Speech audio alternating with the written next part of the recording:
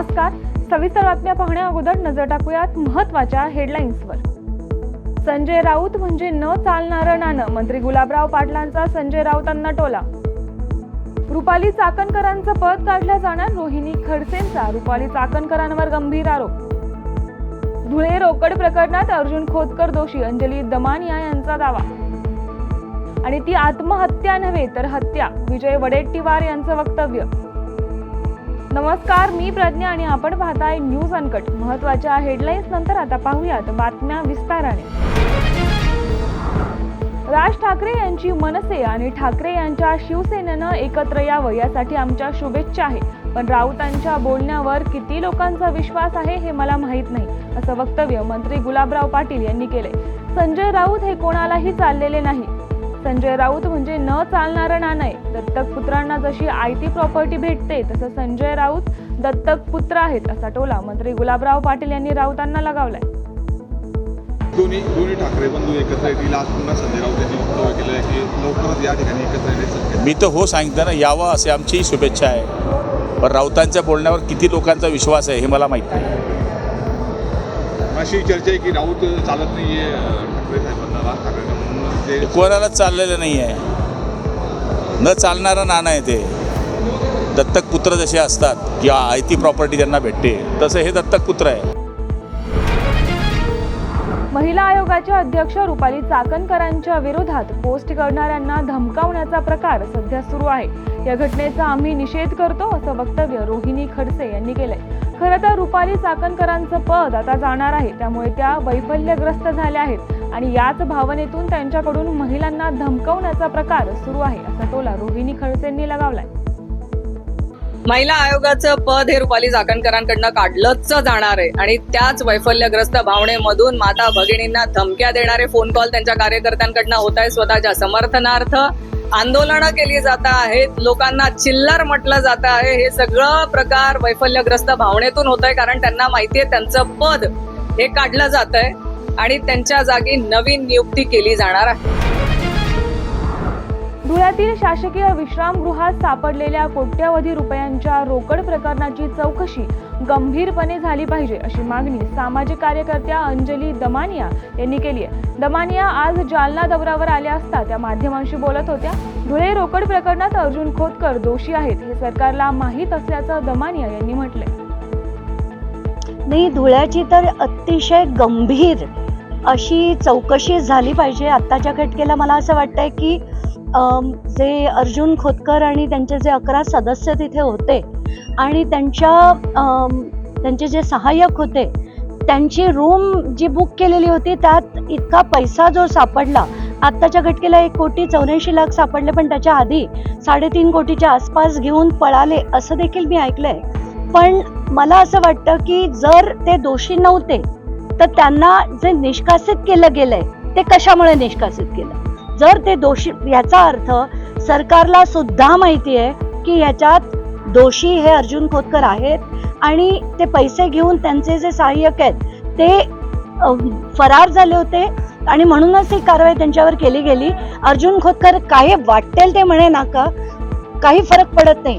ते दोषी आहेत आणि खरं तर विधिमंडळ समितीने असा सगळा भ्रष्टाचार करावा अतिशय शॉकिंग आहे. वैष्णवीला जेरीस आणून मारहाण करण्यात आली. ती आत्महत्या नव्हे तर हत्याच आहे, अशी तीव्र प्रतिक्रिया काँग्रेसचे नेते विजय वडेट्टीवार यांनी दिली आहे. विजय वडेट्टीवार यांनी वैष्णवी हगवणे हिच्या आई वडिलांची भेट घेतली, त्यावेळी ते बोलत होते. हगवणे कुटुंबाला राक्षसी प्रवृत्तीचं म्हणून संबोधत त्यांना भर चौकात फाशी देण्याची मागणी वडेट्टीवारांनी केली आहे. महिला आयोगानं दुर्लक्ष केल्याचा आरोप देखील वडेट्टीवार यांनी केलाय. आरोपी निलेश चव्हाण हा फरार आहे, पोलिसांना तो सापडत कसा नाही, असा सवाल देखील वडेट्टीवार यांनी यावेळी उपस्थित केलाय. पुण्यातील हगवणे प्रकरण संपत नसतानाच अमरावतीमध्ये पतीच्या छळाला कंटाळून 30 वर्षीय महिलेनं गळफास घेऊन आत्महत्या केली आहे. अमरावती शहरातील जयभोले कॉलनी परिसरात ही घटना घडली आहे. शुभांगी निलेश तायवाडे असं या आत्महत्या केलेल्या महिलेचं नाव आहे. लग्नानंतर काही दिवसातच शुभांगीचे पती निलेशने शुभांगीचा छळ करणं सुरू केलं होतं आणि या त्रासामुळे शुभांगीनं आत्महत्या केल्याचा आरोप शुभांगीच्या आई वडिलांनी केलाय. या प्रकरणाचा संपूर्ण तपास गाडगे नगर पोलीस करत आहेत. माझं लग्न 2021 नोव्हेंबरमध्ये झालं. आणि तेव्हापासून लग्न झालं, काही दिवस चांगले राहिले. त्यानंतर तो त्रास देणं सुरू केला. कसा ड्युटी नको करू, कधी मनाचा माझी आई आहे, माझी बहीण आहे, माझा परिवार आहे, माझे भाऊ आहे, यायला तुले सांभाळायला लागेल, यायचं तुले करावं लागेल, याच्यासाठी तुले हे करावं लागेल. सगळं त्यासाठी लोक नेहमी त्रास देत होतो. तिला बहिणीसाठी भांडण करायचा.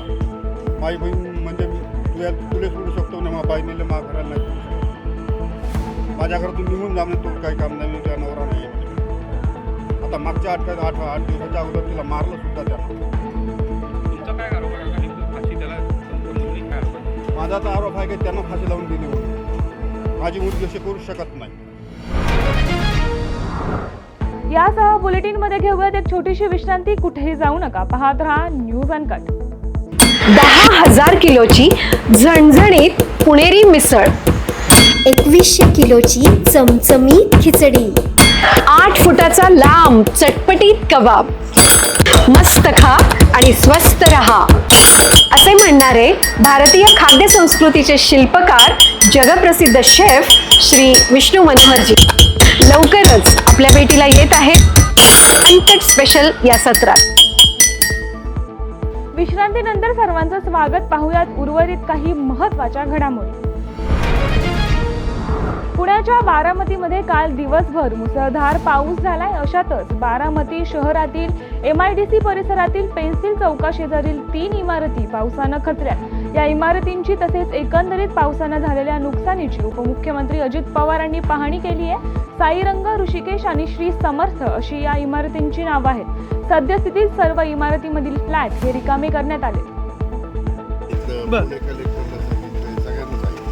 सगळ्यात जास्त पाऊस झालाय दौंड बारामती. झालंय तर वर्षाची सरासरी पाऊस एका दिवसात पडला.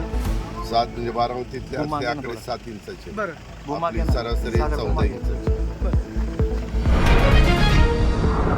नाशिक जिल्ह्यात जोरदार पाऊस बरसलाय. नाशिकमधील सिन्नर बस स्थानकाला अवकाळी पावसाचा चांगलाच फटका बसलाय. पावसामुळे सिन्नर बस स्थानकाचा स्लॅब कोसळल्याची घटना घडली आहे. यात शिवशाही बसचंही मोठं नुकसान झालंय. सुदैवानं बसमधील प्रवाशांना आपत्कालीन मार्गानं बाहेर काढण्यात आलं असून सर्व प्रवासी सुखरूप आहेत. पुरंदर तालुक्यातून जाणाऱ्या पुणे पंढरपूर महामार्गावर नीराजवळ असलेल्या पिंपरे खुर्द येथील पुलाचं काम करत असताना चुकीच्या पद्धतीनं काम केल्यामुळे पिंपरे खुर्द येथील शेतकऱ्यांना पुराचा सामना करावा लागतोय. महामार्गालगत असलेल्या दुकानांमध्ये मोठ्या प्रमाणात पाणी शिरलंय. यामध्ये व्यावसायिकांचं मोठ्या प्रमाणात नुकसान झालंय. अद्यापही तालुका प्रशासन आणि केंद्रीय बांधकाम विभागाकडून कोणतीही उपाययोजना करण्यात आलेली नाही. त्यामुळे या भागात मोठ्या प्रमाणात पाणी साठून राहिले. मोठ्याने बोला. माझं नाव आकिब आशिष पठाण.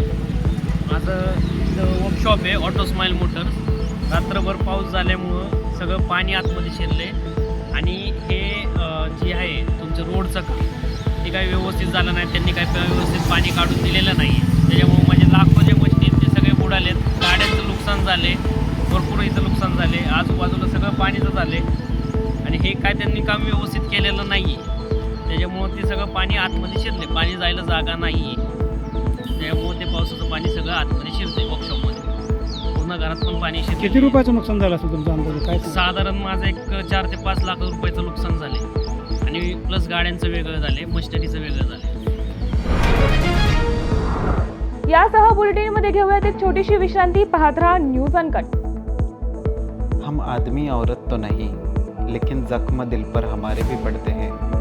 दिल दुखता है जब कोई तुच्छ नज़रों से हमें देखता है. बिन गलती के भी हर कोई हमें मुजरिम समझता है. विनती है सबसे, बस हमें थोड़ा सा इंसान समझ लो. मी येत आहे न्यूज अनकटवरती लवकरच. विश्रांतीनंतर सर्वांचं स्वागत. पाहुयात उर्वरित काही महत्त्वाच्या घडामोडी. जळगाव जिल्ह्यातील चोपडा तालुक्यात सध्या मका काढणी सुरू आहे. त्यापाठोपाठ मक्याच्या चाऱ्याची कुट्टी देखील करण्याचं काम सुरू आहे. मात्र जळगाव जिल्ह्यात अवकाळी पावसानं धुमाकूळ घातलाय. मक्याचा चारा कोणी घ्यायला तयार नाही म्हणून चोपडा तालुक्यातील शेतकरी नाईलाजानं मक्याचा चारा आता आग लावून पेटवून देत आहे. याचाच आढावा घेतलाय आमचे प्रतिनिधी आत्माराम पाटील यांनी. कधी नव्हे चोपडा तालुक्यात यावर्षी मका पेरेची लागवड मोठ्या प्रमाणावर शेतकऱ्यांनी केली होती. कारण की मका असं एक पीक आहे की ते जास्त त्याला लेबरचा खर्च येत नाही व इतर कीटकनाशक फवारल्यानंतर ते लवकरात लवकर शेतकऱ्यांच्या हातात ते नगदी पीक म्हणून येत असतं. परंतु आता आपण पाहू शकतो की व्हिडिओच्या माध्यमातून हा जो मकाचा जो गळबा आहे किंवा मकाची जी पेंडी होती ते पेंडी कुठेतरी शेतकऱ्यांनी आग लावलेली दिसत आहे. याला कारण असं आहे की चोपडा तालुक्यातील बरेचसे असे शेतकरी आहेत यावर्षी मोठ्या प्रमाणावर मका पेरल्यामुळे चारा मोठ्या प्रमाणावर उपलब्ध झाल्यामुळे गुराढोरांच्या संख्या कमी झालेली आहे किंवा गुरं पाळणाऱ्यांची संख्या कमी झालेली आहे. याच्याचमुळे चारा जास्त व गुरं कमी असं म्हटलं तरी काही वावगं ठरणार नाही. आपण या व्हिडिओच्या माध्यमातून पाहू शकतो की शेतकऱ्यांनी ज्या पद्धतीने या मक्याच्या पेंडीला किंवा कळबा बांधण्यासाठी जो लेबरचा खर्च लावला होता तो कुठेतरी निघत नाही. याच मनस्तापाने शेतकऱ्यांनी नाईलाज असतो, कोणी चारा घेत नव्हतं म्हणून नाईलाज असतो शेतकऱ्यांनी. आता आपण हा पाहू शकतो की व्हिडिओच्या माध्यमातून हा जो पेंडीचा गुळ शेतकऱ्यांनी कुठेतरी लेबरच्या माध्यमातून गोळा केला होता त्या गुळाला कुठेतरी शेतकऱ्यांनी आग लावून पुढील उत्पन्नासाठी शेती तयार करण्यासाठी नाईलाज असतो त्याने मोठ्या अंतकरणाने या कळबाला आग लावलेली दिसत आहेत. आपण पाहू शकतो की गुरांना चारा मोठ्या प्रमाणावर उपलब्ध व्हावा यासाठी जे पशु पाळणारे जे शेतकरी आहेत किंवा इतरही काही दुग्ध व्यवसाय करणारे जे शेतकरी आहेत त्यांनी मोठ्या प्रमाणावर चारा भरल्यामुळे आता नाईलाज असतो त्यांनाही चारा मोफत जरी मिळत असेल परंतु भरण्यासाठी जागाच उपलब्ध नाही म्हणून ते सुद्धा शेतकऱ्यांकडनं चारा घ्यायला तयार नाहीत. म्हणून शेतकऱ्यांनी नाईलाज असतो हा जो पेंडी आहे किंवा हा जो मक्याचा चारा आहे याला आग लावून पुढील शेती मशागतीसाठी मोकळं होण्यासाठी कुठंतरी त्याला